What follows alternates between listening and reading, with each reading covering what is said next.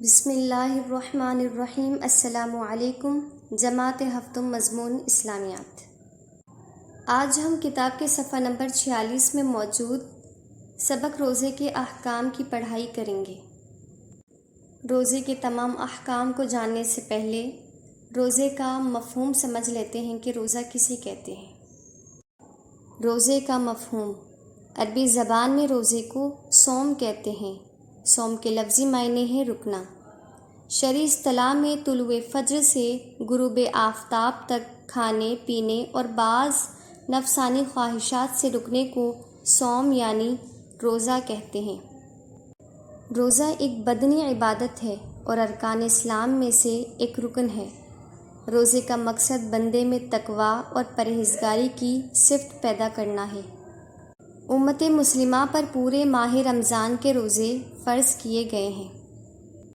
روزے کی نیت: روزے کے لیے نیت کرنا شرط ہے، جبکہ روزے کی حالت میں صبح صادق سے لے کر غروب آفتاب تک روزہ توڑنے والی باتوں سے بچنا فرض ہے۔ رمضان کے روزے کی نیت رات یعنی صبح صادق سے پہلے کر لینا بہتر ہے۔ اگر کسی شخص نے رات میں نیت نہیں کی تو دن میں زوال سے پہلے نیت کر سکتا ہے، بشرط یہ کہ کچھ کھایا پیا نہ ہو۔ نیت کے الفاظ یہ ہیں: وَبِصَوْمِ غَدٍ نَوَيْتُ مِن شَهْرِ رَمَضَانَ۔ ترجمہ: میں نے کل کے لیے ماہ رمضان کے روزے کی نیت کی۔ سحری کھانا: روزہ رکھنے کے ارادے سے صبح صادق سے پہلے جو کھایا پیا جاتا ہے اسے سحری کہتے ہیں۔ سحری کھانا سنت ہے۔ صحیح بخاری و مسلم میں حضرت انس رضی اللہ تعالیٰ عنہ سے مروی ہے کہ رسول اللہ صلی اللہ علیہ وسلم نے ارشاد فرمایا، سحری کرو کہ سحری کھانے میں برکت ہے۔ سحری تاخیر سے کھانا سنت ہے، یعنی رات کے آخری حصے میں سحری کھانی چاہیے۔ افطار کرنا: سورج غروب ہونے کے بعد روزہ کھولنے کی نیت سے کچھ کھانے پینے کو افطار کہتے ہیں۔ افطار میں تعجیل یعنی جلدی کرنا سنت ہے۔ کھجور یا پانی سے افطار کرنا سنت ہے۔ روزہ کھولنے کے بعد یہ دعا پڑھنا مسنون ہے: اللہم انی لک صمت وبک آمنت وعلیک توکلت۔ ترجمہ: اے اللہ، میں نے تیرے لیے روزہ رکھا، تجھ پر ایمان لایا اور تجھ ہی پر بھروسہ کیا۔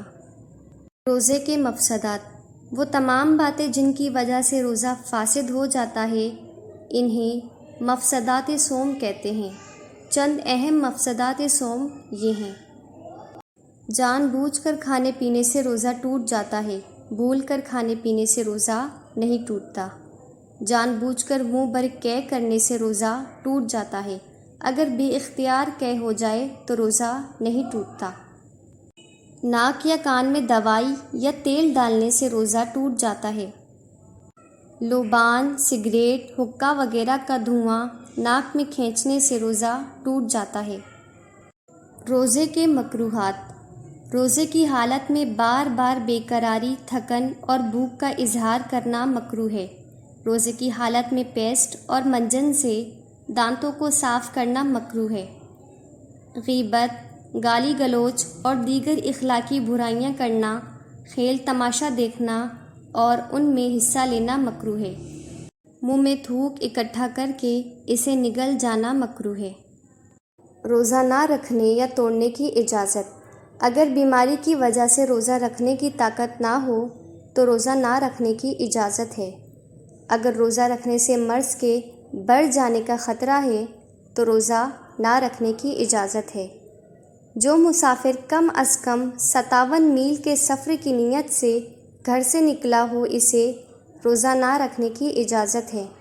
بھوک پیاس کا ایسا غلبہ ہو جائے کہ جان کا خطرہ ہو جائے تو ایسی صورت میں روزہ توڑنے کی اجازت ہے۔ روزے کی قضا: بیماری، سفر یا کسی اور عذر کی وجہ سے روزہ چھوٹ جائے تو رمضان کے بعد اس کی قضا کرنا فرض ہے۔ کئی روزے چھوٹ جائیں تو ان کی قضا میں مسلسل روزے رکھنا یا ایک دو کر کے رکھنا دونوں جائز ہے۔ روزہ توڑنے کا کفارہ: روزہ رکھنے کے بعد بغیر عذر اور شرعی مجبوری کے روزہ توڑنا سخت گناہ ہے۔ ایسے شخص پر روزے کا کفارہ ادا کرنا لازم اور ضروری ہے۔ روزے کا کفارہ ایک غلام آزاد کرنا ہے۔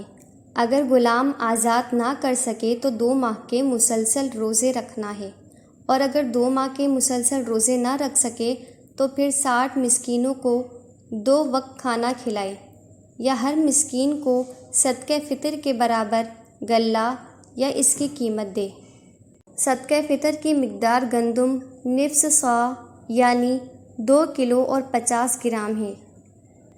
روزے کا فدیہ: ایسا دائمی مرض اور ایسا بوڑھا شخص جو اپنی بیماری یا بڑھاپے کی وجہ سے کبھی روزہ نہ رکھ سکتا ہو، اسے شریعت مطہرہ نے اجازت دی ہے کہ وہ ہر روزے کے بدلے میں فدیہ ادا کرے۔